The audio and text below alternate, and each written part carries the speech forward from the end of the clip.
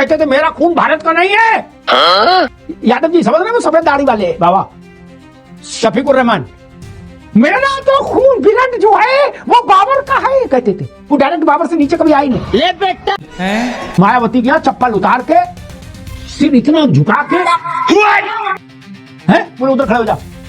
वो कहते थे हमको अल्लाह ताला के अलावा किसी के सामने झुकने की इजाजत नहीं है। बरखुरदार अरे झूठे हैं।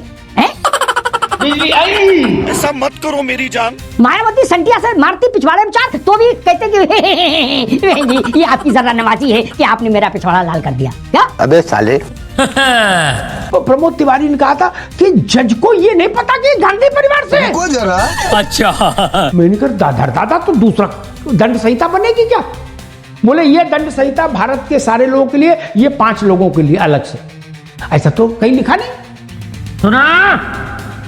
ये जो राहुल गांधी लाल किताब छोटी सी लेकर घूमते रहते हैं, जो 24 घंटे संविधान संविधान चिल्लाते हैं, बोलते हैं मैं संविधान को मानने वाले लोग हैं। उसी संविधान के तहत वंदे मातरम का कानून बनाया गया है, जिसको बोलते हैं हम वंदे मातरम पूरा नहीं गाएंगे। वो तो पता है आपके खानदान में संविधान को कितना मानने वाले लोग थे, जिन्होंने संविधान को ही बदल दिया था। कांग्रेस के एक नेता ने कहा था जज को पता नहीं है राहुल गांधी गांधी परिवार से है, उनका फैसला सुनाएगा। जो लोग इमरजेंसी और नसबंदी करा दिया हो वो लोग आज संविधान की बात कर रहे हैं।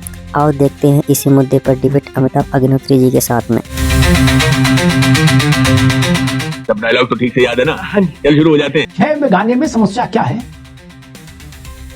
श्यामा प्रसाद मुखर्जी, जवाहरलाल नेहरू, सारा प्रसंग हो गया। आज 6 पद पूरे गाने में समस्या क्या है।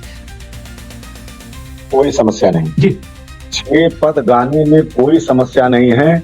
11 अगस्त 2026 को आपने जो अमेंडमेंट बिल लाया उसमें अगर 6 पद आप संविधान का हिस्सा बना दिए हैं तो उसके 4 दिन बाद आपने देखा है कि इलेक्ट्रॉनिक एविडेंस मौजूद हैं कि खड़गे साहब और सोनिया जी उस सम्मान में खड़े नहीं थे जो सम्मान आपने कहा है देने के लिए। तो 100 घंटे बीत गए 15 अगस्त से, आपको तत्काल मुकदमा करना चाहिए। 3 साल की सजा उनकी सदस्यता ले लीजिए, सोनिया गांधी की ले लीजिए। विधायिका का काम है विधि को बनाना। अगर कोई इस तरह की बात होती है तो उसका विवेचना करना सुप्रीम कोर्ट का काम, ये हमारा संविधान कहता। चलिए आप तो कहते हैं कि भैया तत्काल एफिडेविट लेकर के आइए तब हम वो चोरी की बात को मानेंगे।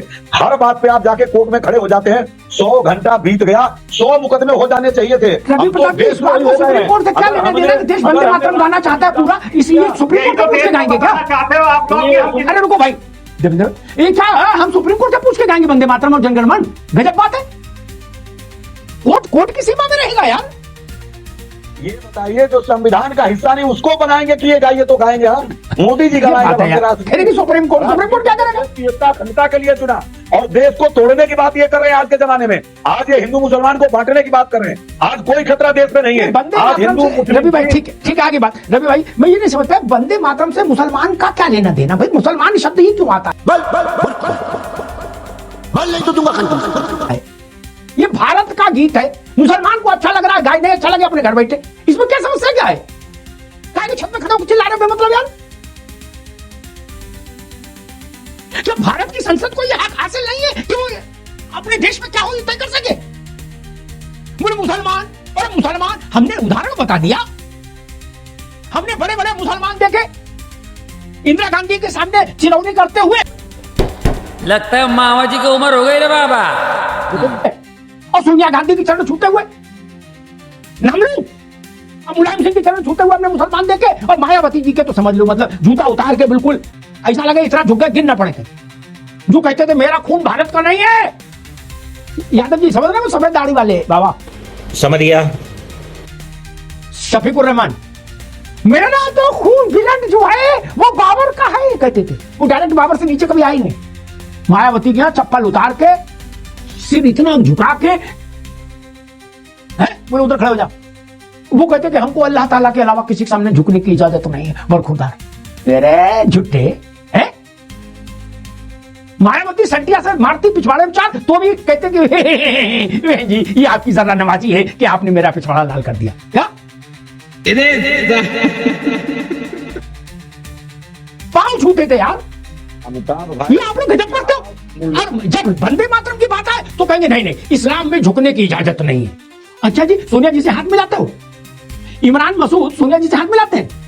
प्रताप गढ़ी सोनिया गांधी से हाथ मिलाते हैं। नहीं ना। निष्पक्ष मूल्यांकन आपका भी इतिहास करेगा। और सुन, मेरे तो करी ना रोज। और एक बात बता दे, इमरान मसूद के दामाद को अखिलेश जी ने सपा ज्वाइन करा दी क्या अशोक जी? हाँ, कोई मनहूस पिट रहा है। जाओ बच्चा। इतना अच्छा गठबंधन चल रहा है, समझ लीजिए क्या? बोलो तू डाल मैं पास आओ, दामाद इधर आ गया। देख रहे हैं ना कितना अच्छा गठबंधन चल रहा है। खैर, बहुत इस बात की उत्कंठा है, बेकरारी है, बेसब्री है।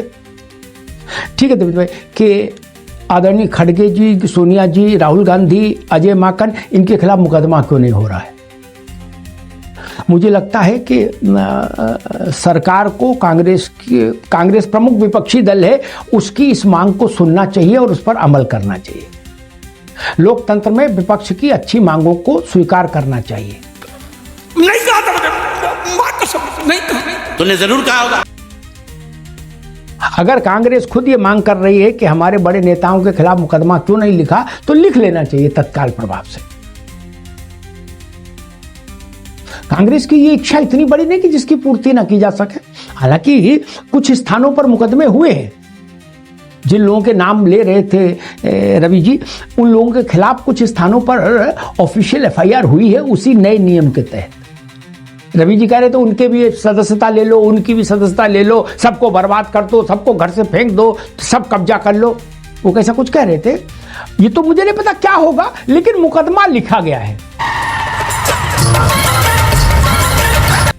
2-3 जगह मुकदमे लिखे गए हैं। अब कांग्रेस को ये याद रखना चाहिए, इतने सबसे ज्यादा सरकार में वही रही है। अशोक जी भी पुराने आदमी हैं, पूर्वांचल के हैं। वो जानते हैं कि अगर एक बार मुकदमा लिख जाए अशोक जी, वो 20 साल भी ठंडे बस्ते में पड़ा रहे तो भी चैन से न सोना। पता नहीं कब फाइल ऊपर आ जाए और मुश्किल हो जाए। आपने देखा होगा लोग खेत मकान बिकते। सुना, राहुल जी ने बहुत पहले, मुद्दत पहले एक टिप्पणी की थी, उसमें एक मुकदमा हो गया वहीं शहर की अदालत में, दिल्ली से 700 किलोमीटर दूर है। सब भूल गए। एक दिन ऐसी स्थिति आ गई, राहुल जी को सजा सुना दी है जज ने, जब उन्होंने कहा था सारे मोदी चोर होते हैं। रवि प्रताप जी, तब भी आप लोग कह रहे थे राहुल जी पे मुकदमा करोगे। पागल हो क्या है?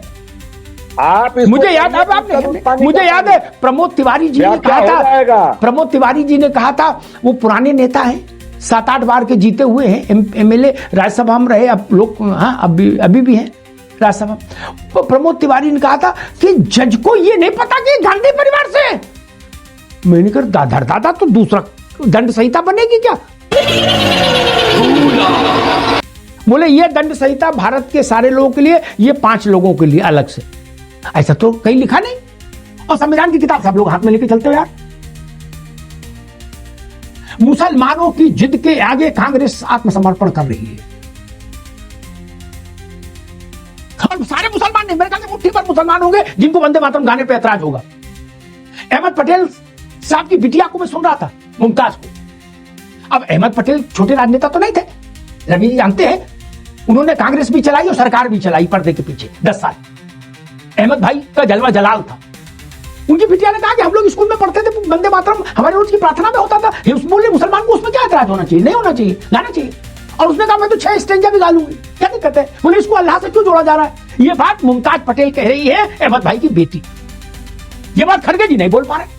ये तो भुलक्कड़ है। भुलक्कड़ मैंने, तेरा बाप है, झूठ बोलता है। 85 साल की उम्र में जो बात मुमताज पटेल कह रही है, वो कह रही हम 6 स्टेंजा गाएंगे, क्या दिक्कत है? बड़ी अच्छी व्याख्या की मुमताज ने। उसने कहा कि अल्लाह का विषय अलग है और मातृभूमि काวิषय अलग है। मातृभूमि पर स्तुति करने में इस्लाम पर कहीं रोक नहीं। यही बात अरविंद सिंह कह रहे थे। मां के पैरों तले जन्नत है, ये बात कुरान का हिस्सा है कि नहीं है? तो वंदे मातरम कहने में आपको समस्या क्यों है? आप वंदे मुलायम सिंह कह सकते हो, वंदे मायावती कह सकते हो, वंदे सोनिया गांधी कह सकते हो, वंदे राजीव गांधी कह सकते हो, लेकिन वंदे मातरम नहीं कह सकते। यार ऐसा कहां से लाते हो? ऐसा मतलब बेजोड़ हौसला यार। कौन सा हलवा खाते हो ताकत का, शक्तिवर्धक? और आदमी तो शर्मा जाए वो का यार बताओ, हिंदुस्तान में रह के वंदे मातरम पर भी बात करेंगे क्या? ये दिन आ गए। समाजवादी पार्टी ने कारण कोई भी हो, अखिलेश यादव इस पर बंगाल के बाद ये अच्छी तरह से समझ गए कि हार्डकोर मुस्लिम अपीजमेंट पर से पार्टी खत्म हो जाएगी, उत्तर प्रदेश में कभी सरकार में नहीं आएगी। तो उन्होंने कहा पीडीए प्लस सॉफ्ट हिंदुत्व चलाएंगे। टीवी मेरी बात से अशोक जी सहमत होंगे, फोन पर सहमत हो जाएंगे। वो पचड़े में नहीं पड़े खड़गे साहब पे ना, उन्होंने कहा नहीं छोड़ो यार बवाल, हमको भी मरवा देंगे, कांग्रेस पार्टी तो कुछ होने को है नहीं उत्तर प्रदेश में, हमारी भी साइकिल खराब कर देंगे। लालू यादव भी तो स्वस्थ हैं, उनने क्यों नहीं खड़गे साहब की बात का समर्थन कर दिया? ममता जी भी स्वस्थ हैं, उनने भी क्यों नहीं कर दिया? सब भर पाए। फुरफुरा शरीफ और चरारे शरीफ करते करते ममता जी कहां पहुंच गई है? फुरफुर हो गई पार्टी, फुर हो गई फुरफुरा शरीफ से, हो गई ना? हमको नहीं पता। राहुल जी ने भी कल सीडब्ल्यूसी में कहा कि टीएमसी बिखर गई, खत्म हो गई, रुइंड। इसीलिए ना ममता जी भी कहती थी कि 2 मिनट में अगर मैं नहीं रहूंगी तो 2 मिनट में तुमको साफ कर देंगे। ये कौन? वो वाले इन वालों को। ऐसी राजनीति करेंगे देश में? भाजपा से असहमति हो सकती है। वंदे मातरम नरेंद्र मोदी ने लिखा है क्या? नहीं ना। अमित शाह ने लिखा? नहीं ना। नितिन नवीन ने लिखा? नहीं ना। इनके जन्म से पहले का है भाई। जब भाजपा नहीं था, जब जनसंघ नहीं था, जब स्वयंसेवक संघ नहीं था, तब का लिखा वंदे मातरम में? आपको आदमी से समस्या है? इस बात से कौन भाई का लाल इनकार कर सकता है कि आजादी के आंदोलन में 90 वर्षों, लगभग 90 वर्षों का जो अनवरत आंदोलन रहा है स्वतंत्रता के लिए, उसमें अगर कोई सबसे बड़ा महामंत्र था, बीज मंत्र था, कीलक मंत्र था, तो वो वंदे मातरम था। कौन भाई का लाल इनकार कर सकता है? सुना? और जो इनकार करे वो दुष्ट है, धूर्त है। वो महामंत्र है आजादी का। ठीक है अशोक जी कि आज भी वंदे मातरम का गायन हो तो रोए खड़े हो जाते। वो भारत की आत्मा की झनकार है। उसको कहां किसकी आड़ में छुपाया जा रहा? बोलो गांधी जी ने सोमवार को ये बोला था और मंगल को शाम को 4 बजे टैगोर साहब ने ये चिट्ठी लिखी। छोड़ो यार, किसी ने लिखी हो, कोई भारत हो जाएगा अकेले? नहीं ना। गांधी जी का भी सम्मान, टैगोर का भी सम्मान, सबका सम्मान। लेकिन वंदे मातरम 2 ही गाएंगे, 6 नहीं गाएंगे, क्यों? इसका क्या मतलब है? मुझे लग रहा है कांग्रेस चाहती है कि देश भर में मुस्लिम उसके साथ लामबंद हो, कंसोलिडेट हो। लेकिन मुस्लिम भी कंचा नहीं खेल रहा, वो भी चक बिल्कुल होशियार हो गया है। कहना क्या चाह रहे हैं भाई आप? वो जानता है वंदे मातरम करने से ना उत्तर प्रदेश में वो जानता है कि अखिलेश ही जीत सकते हैं, लड़ सकते हैं, इसलिए अखिलेश के पीछे चलो। बोले भले ही वंदे मातरम 2 ही गाएं और अखिलेश यादव 6 गाएं, तब भी मुसलमान अब बौरा नहीं रहा। और बंगाल ने तो भारत के मुसलमानों को, अरविंद जी, वो सब सिखा दिया जो कोई नहीं सिखा सकता था, सब सिखा दिया। उम्मीद का आखिरी बुर्ज गिर गया भाई, आखिरी मीनार गिर गई। बंगाल उनकी उम्मीदों का बुर्ज था, मीनार थी। इटावा से, अशोक जी, इटावा से इमाम गए थे बंगाल।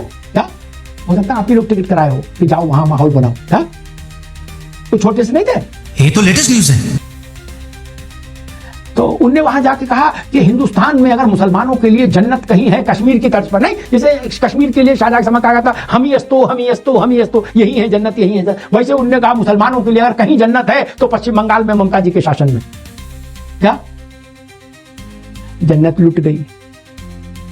मुसलमान समझ गया कि ये मस्जिद के मौलानाओं ने हमारा शोषण किया है।